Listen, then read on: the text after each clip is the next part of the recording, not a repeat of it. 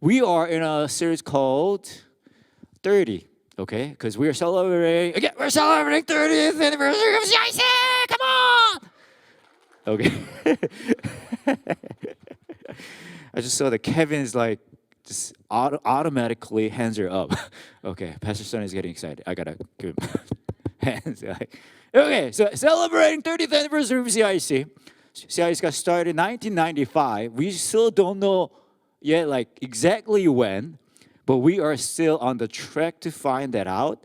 Dr. Pellin replied to me via email saying there's a person who was here and when the church got started, and the person emailed me too recently, and I thought he was telling me like exactly when we started, but his name was David Seuss, and he was telling me, I am going to tell you the story.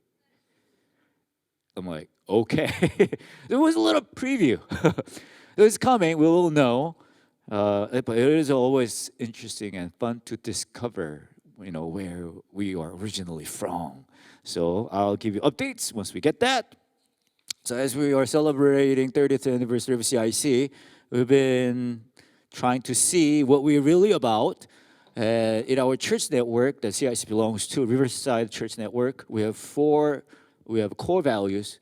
We call it 4Gs. It's gather, grow, give, go. Okay? So we've been talking about those 4 core values from the Psalms.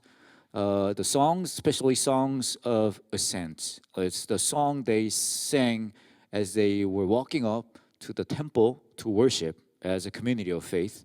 We are a community of faith, so we want to see what we're really about from those psalms they sang. Today, we're going to jump into today's psalm, a song of ascent, which is Psalm 122. Goes like this. A song of ascent of David. I rejoice with those who said to me, let us go to the house of the Lord. Our feet are standing in your gates, Jerusalem. Jerusalem is built like a city that is closely compacted together. That is where the tribes go up, the tribes of the Lord, to praise the name of the Lord according to the statute given to Israel. There stand the thrones for judgment, the thrones of the house of David. Pray for the peace of Jerusalem. May those who love you be secure. May there be peace within your walls and security within your citadels. For the sake of my family and friends, I will say peace be within you. For the sake of the house of the Lord our God, I will seek your prosperity. Recently, I saw interesting menu. When you actually take your children, if you have little children, or if you had little children before, when you take them to eat out, and you go to a restaurant with them, and you ask those little children of yours, what do you want? They usually go holding their smartphone or their electric device saying, I don't know. Or they usually go, oh. Or they go like, So you have a hard time to figure out what they really want to eat at the restaurant, right? So there was a restaurant that's smart enough to come up with a brand new menu for that occasion. So their menu looked like this. Kids menu.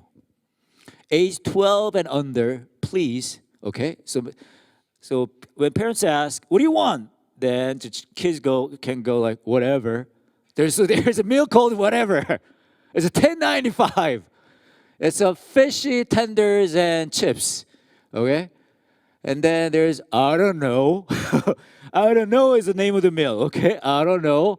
It's fish and chips, $10.95. I don't want anything. It's there too.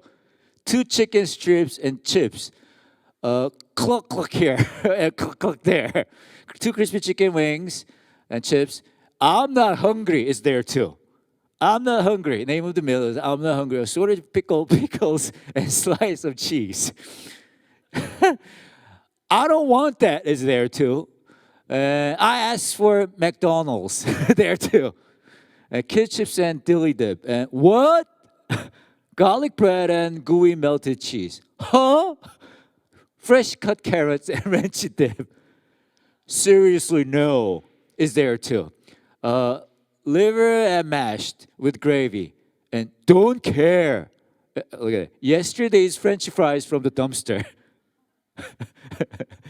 So when kids go, I don't care. Okay, that's your meal for today, and that's French fries from yesterday from the dumpster. Oh, it's very expensive too, $9.95. Three breaded shrimps and chips, $9.95. So a very cleverly invented menu for the children who really don't know what they really want. But when you see the name of the meals, you don't really see that, right? Very often we have certain expectation, but when we see but we still really don't know what it's really about. I think church can be like that too. We have expectations for church. We have expectation about spiritual journey. We have expectation of the spiritual the journey of faith. But actually, if you look beneath it, beneath the surface, when you see what it's really about, it can be different than what you expected. If you look at today's song, it starts with a phrasing saying, when somebody says, let's go to worship, then he's excited. When somebody tells you, even this morning, especially those young people who are here, awakened by your parents, you're like this, and then your mom and dad go, hey, let's go to worship. I'm pretty sure that your first reaction is not, I am pleased to go to worship God. You're like up and like, wow, this is the moment that I've been waiting for, like last 7 days. Finally, I'm going to church to worship. I know those young people who are here, you're like, your parents like try to wake you up like, I don't know. I don't know. And what are you getting? You're getting those French fries yesterday from the dumpster. I know you're not that excited. Even grown-ups here, I know. Many of you are like, you come here because this is what you do. Every Sunday morning, this is where you are. But as as the psalmist opens up the psalm saying, when somebody says, let's go up to worship, that person is excited. So when we hear the person is excited, our expectation is, wow, this person is excited because he's going to experience something spiritually amazing. Sure. But he actually goes with a phrase, something that we didn't expect. He goes, there's a city called Jerusalem, and I want this city to be blessed. So he's basically saying, it's not just about me going to worship this experience. It's not just about me. I am excited to go to worship because as I worship, I can bless the city that I live in. I can bless the neighborhood that people I live around. I can bless them. I can bless the people who are at work. I can bless the people that I see on the street. I can bless those people who send their kids to the same school that I sent my kids to. You see, it's not just about me, one individual, but through this spiritual experience, through this worship experience, I want to bless my neighborhood, my city. When he does that, when he mentions that, it used the same word repeatedly, multiple times. The word is shalom. You probably heard that before. If you've been to the church long enough, it looks like this. That's shalom. When you hear the shalom, usually it's translated in the Bible, English word, peace. Okay, peace.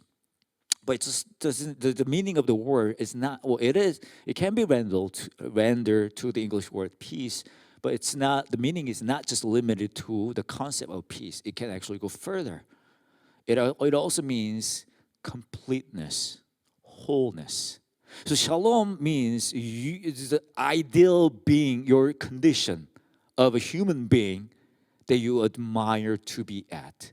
So when you're there, when you are at the level of completeness, wholeness, that you feel peace. That's what shalom actually means. But here, Psalmist David, he doesn't just say, I long for shalom for just myself. As I worship, as I walk up onto the temple to worship, I want that shalom for Jerusalem, the city that I live in, the people I live around, the community of people that I belong to. I want shalom for all of the people. So as a church, we've been talking about 4Gs, and the last letter G stands for go. So we gather here, not just for ourselves, not just for individually yourself, but we gather here not for the shalom of our own, but the people outside our church, in this city, in this country. That's what we are aiming at. So not just people they like, but people they don't really like much either. They use the same word shalom for that concept too. If you go to Jeremiah 29, the book of Jeremiah 29, there's a passage. So many people love to like memorize and recite. It's so like sweet and very encouraging. So many people love these verses. Maybe you want to write that down too. It's when you hear it, when you memorize it, when you read it, it kind of gives you spiritual power or strength, I think. It goes like this, verse 11 to 13. For I know the plans I have for you, declares the Lord. Plans to, you see, prosper you. Don't you like it? Prosper you. And not to harm you, plans to give you hope and a future. Then you will call on me and come and pray to me, and I will listen to you. You will seek me and find me when you seek me with all your heart. So many people, there are a lot of people who love this passage. They try to memorize the passage and just reread it, read it out loud, and recite it. Because it feels so calming, comforting, encouraging, inspiring. Good passage, good verses. But you don't really know out of what kind of a context this passage is from. If you look at the earlier story in this passage, it has a story that's something you never expected. Jeremiah 29, verse 1 goes like this. This is a text of a letter that the prophet Jeremiah sent from Jerusalem to the surviving elders among the exiles and to the priests, the prophets, and all other people Nebuchadnezzar had carried into exile from Jerusalem to Babylon. Jerusalem, people in Judah and people, Israelites, they got exiled to the land of Babylon. They're there as an exile, which means they're like slaves there. They're not their home country. They don't belong there. Okay, and they're in the I know many of you actually live in the foreign land right now, even. But Israelites, they were exiled, living in Babylon, which is foreign land to them, and they know they don't belong there. So their prayer, their goal is they want to go back home. So there's some prophets came to them and made some prophets saying, you know what, that day is coming soon. You get ready, you'll go back home. But God is saying, I'll write this down and send this letter to those people so they can hear. And basically saying, you're not coming back home that early. That's not going to happen. I know that's what you're expecting. But instead, something else will happen. And I want you to do this. And verse 4 goes, this is what the Lord Almighty, the God of Israel, says to all those I carried into exile from Jerusalem to Babylon. And goes, build houses and settle down in that foreign land that you feel you don't belong to. Okay? You're not coming back home. You settle down there, plant gardens and eat what they produce. Marry and have sons and daughters. Find wives for your sons and give your daughters in marriage. Settle down there, have descendants there, so that they too may have sons and daughters. Increase in number there, do not decrease. Also seek the what? Peace, shalom. Not for yourself, look, and prosperity of the city to which I have carried you into exile. Pray to the Lord for it, because if it prospers, you too will prosper. The city you feel like you don't belong to, the city you feel like they're not even Christians, we're different. You pray for their shalom. So when God says, I want to bless you, when God says, I want to walk with you, when God says, you know what, I want you to have this faith, the journey of faith with me, He doesn't just say that you make a church and just be on your own, okay? This is the community, you only care about. No, he says, no, through you, I want to bring the shalom to the people around you, to the city around you. But it is a hard thing to do because we only care about ourselves. Do you like that passage? Oh, I have a plan for you. I'll try. I'm not trying to harm you. I'm trying to protect you. When you hear the passage, you're like, oh, it's all about me, myself, and I.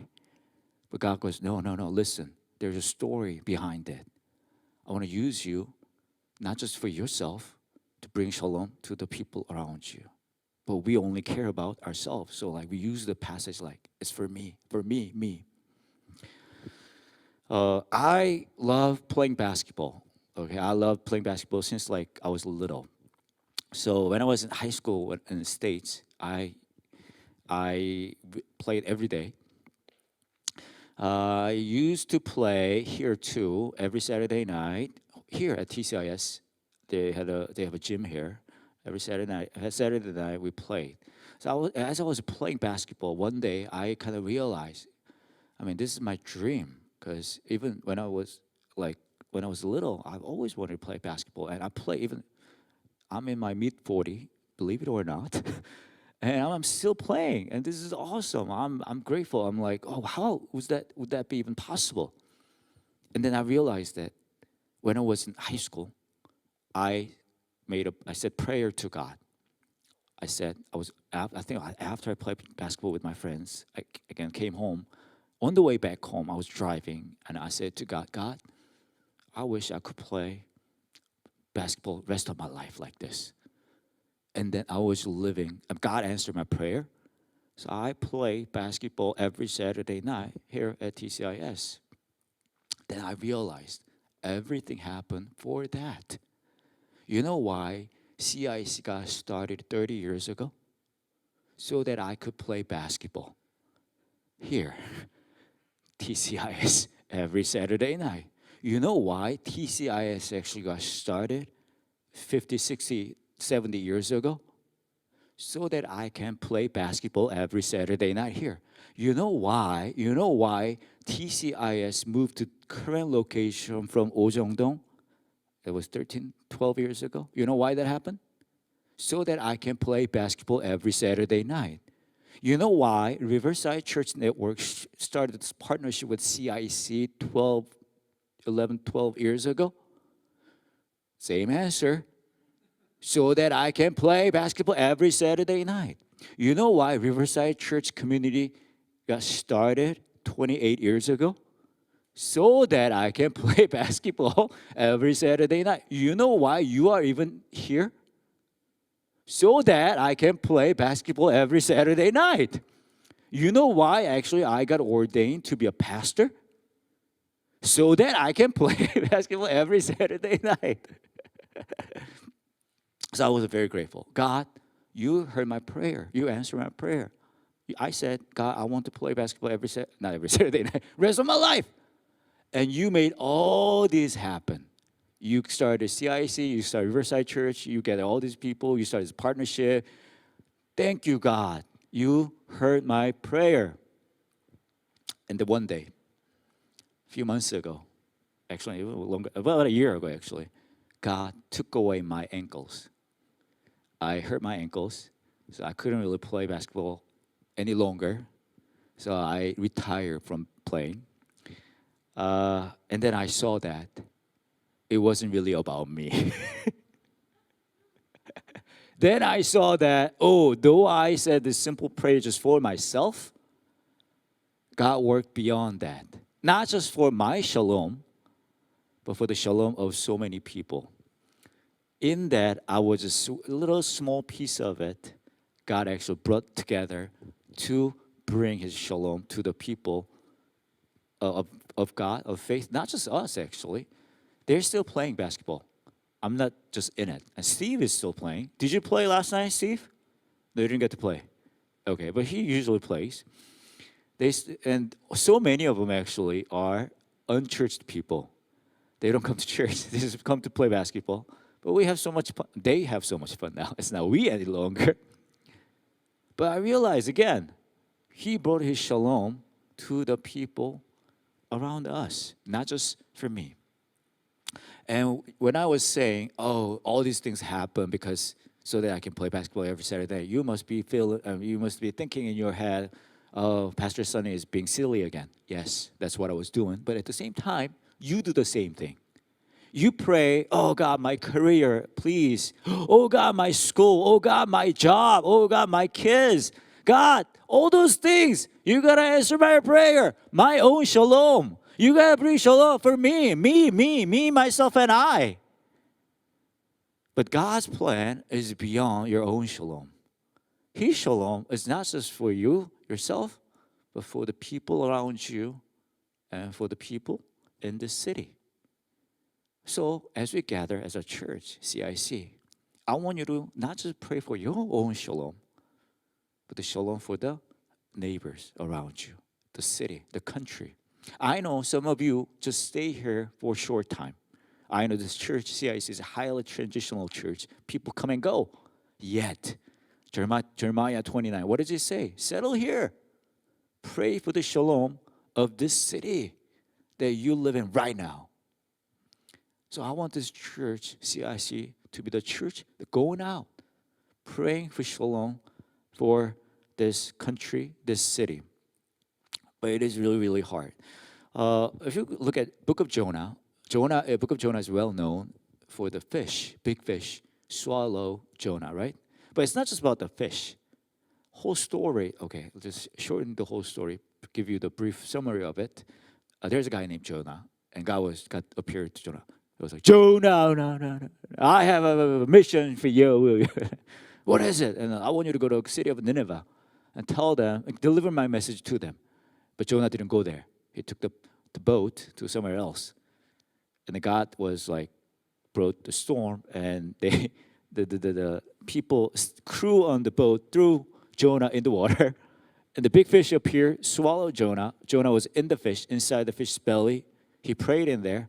And then fish just tossed him on the land of Nineveh, and he did his job. Now he's sitting on the hill, looking at the city of Nineveh, thinking and imagining God's going to destroy the city. And God actually had a little plant, and it gave him shade, and God sent a little bug to eat it up, and then it died. So the whole story actually pointing to this little conversation in chapter 4 of Jonah. This is the whole point of the story. It goes like this. Jonah 4, chapter 4, verse 8 to 11. When the sun rose, God provided a scorching east wind, and the sun blazed on Jonah's head so that he grew faint. He wanted to die. Jonah was angry because the sun hit. It was too scorching. Okay, I want to die, God. And said, it would be better for me to die than to live. In this kind of weather condition, I better die. Okay. And God said, this is the last verse of Jonah. Okay. Is it right for you to be angry about the plant? No, it is not the last verse, but it is the last thing he says. It is, he said. And I'm so angry, I wish I were dead. Okay, and verse 10 goes, but the Lord said, you have been concerned about this little plant, though you did not tend it or make it grow. It sprang up overnight and died overnight. And verse 11 goes, and should I not have concern for the great city of Nineveh, in which there are more than 120,000 people who cannot tell their right hand from their left, and also many animals. So God is saying, you know what? I know this adventure of big fish swallowing you. It's an amazing story, but this is something that I wanted to tell you through the story, which is you only care about yourself. You only care about your condition. You only care about like how you feel at the moment. But God is saying, hey, if you care about just yourself that much, and the little plant that gave you a little shade, you see how much I care about those people who are in Nineveh, that city. God is saying the same thing to us, church. He's saying, I know you care about yourself so much, your career, your future, your everything. And you're here even again. You want to pray to God. God, you got to take care of this problem that I have. Please, God, you got to show me the way. You got to show me the way out of this darkness I'm in. I know you're here to pray that, but God is saying, I can see that. You care about all those problems and issues in your life, but don't you see how much I care about the city? Don't you see how much I care about the people around you? Don't you see how much I care about the people that you don't like? I care about them too. I care about their shalom. So church, that's what we should care about too. So in doing the part of that calling, we do similar thing. You guys know that twice a year, we go out to the Daejeon train station. We do the Feeding the Hungry project. And we go out there and feed the people, those people who are hungry on the street. And we do that twice a year. We're gonna do it again, March and September, I think. So be aware of that. It's coming, okay? But not just as a church-wise, but in your life, you can do that too. Even a little thing that a little change that we do, a little sharing that we do can change somebody's life. When I was in college, I used to work in an ice cream shop, Haagen-Dazs. And I was working there. There was a guy who was living on the street. He was a homeless guy. His name was Jerry. Jerry was living on the street, but okay, once in a while he came into the store. But as an ice cream shop clerk, by the way, the owner of ice cream shop loved me a lot because since I was so skinny, customers got kind of tricked that eating ice cream will not gain any weight. So like, our owner was like, "Oh, you're the guy." So, like, oh, anyway, there was a little deception. Anyway, I was working there, and the Jerry came in once in a while. But what I did was, as a ice cream clerk, shop clerk, what I can do was giving samples was something that I can do. So he was so hungry, living on the street. He came in and was like, "Oh, it looks good." And that's what he said. It looks good. That looks good too. And what he really liked was the flavor was dulce de leche. It's like caramel ice cream flavor. It's a good flavor. So what I did was I scooped the big chunk of sample. Usually what I give is like this small chunk, but when Jerry comes in, I give him like this much as a sample. I scoop, roll and I give it to him like dulce de leche, almost single scoop to him, and he enjoyed eating it. And though he was a homeless guy, he had his own dog too. So he's like, "Oh, can you give another sample for my dog too?" I'm like, "Sure." So I give him another chunk of sample. I still call this sample, okay? And then he fed his dog with the ice cream because he was hungry and dog was hungry too. So we had that, but he disappeared. And then about a year later, I was still working at the ice cream shop. I worked at that ice cream shop for 2 years. And one day, it's the middle of the day, it was very fancy, nice convertible open car parked on the street. And a guy came out who was in a very nice fancy suit. And amazingly enough, his dog came out too. And then he came into the store. He's like, "Can I order ice cream?" I'm like, "Okay, what do you want, sir?" I'm like, I want dulce de leche. Single scoop. Actually, 2 scoops, double scoop. One for me, one for my dog. I'm like, "Okay." So I was scooping. And then he goes like, "Don't you recognize me?" I'm like, do I know you?" I'm like, "Oh, okay. So I guess you don't really recognize me." And he goes, "I'm Jerry." I'm like, "What? You're the homeless guy living on the street. Now you just got off the big fancy nice sports car, convertible, which I don't even have. And you're in a very nice fancy suit. What happened?" And he said, "I got a job." I'm like, wow. From that experience, I learned 2 things. Number 1, anybody can become a homeless guy. If a homeless guy turned into this guy who was in the fancy, nice, good-looking suit, either way can happen to anybody, right? So it's not like they're a different species living on the street, okay? Anybody can be like that. That's lesson number 1 that I learned. And lesson number 2 is, he said, "You know what? When I was living on the street, right there, that corner, every day was really tough for me. But that big chunk of a sample that you gave me, that was the only pleasure that I had on each day. So I thank you for that." That's what he said. And I realized it was his shalom. The little thing, very small thing that I shared with them became a shalom that he can live on another day with. I know we cannot really save all the brokenness of the world right now. But yet, with the small sharing with the other people, we can bring that shalom to those who are in need for that. Recently, I saw a little Twitter post. It goes like this: "I'm really crying right now, dude. I thought he was calling my mom. I was calling my mom, but I had the wrong number. And this person got or she got from the person she thought it was wrong number. This is the lady you thought was your mom. I just wanted to let you know your wrong number was a great Christmas gift for me. I lost my only daughter around the holidays. So hearing you say, "Hey mom," made me feel so good. And you have a Merry Christmas. It was the wrong number she dialed. She thought it was her mom.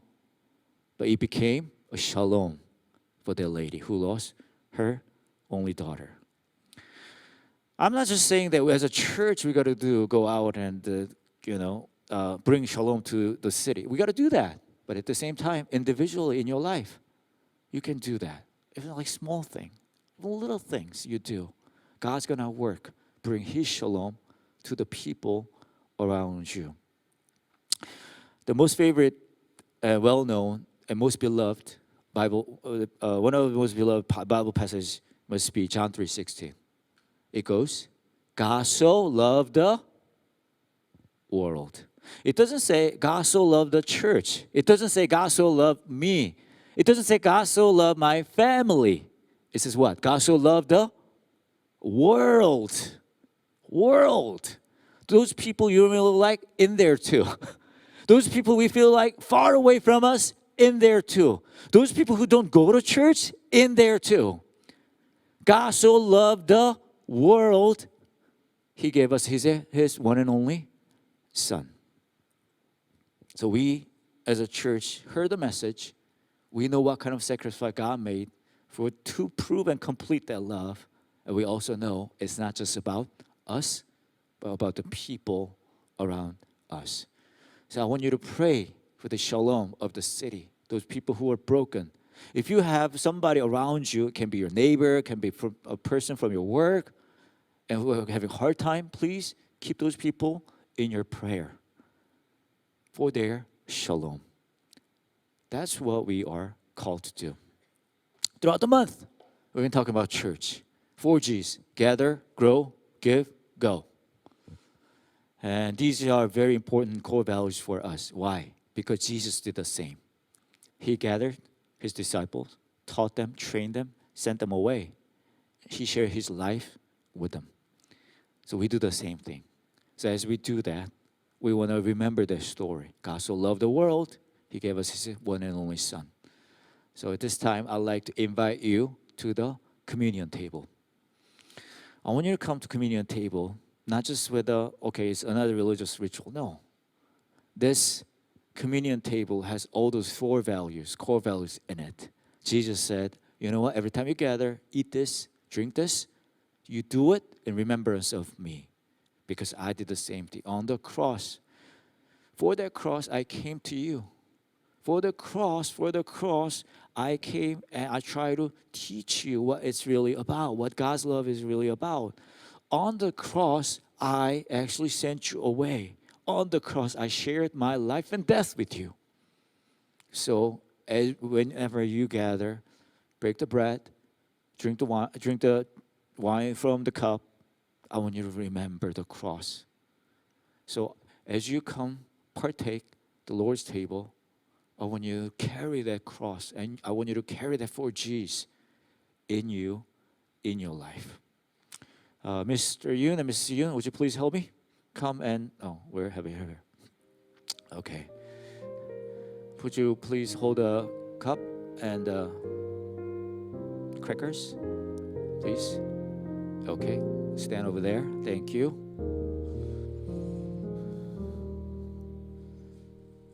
Okay. So would you please come and join the Lord's table?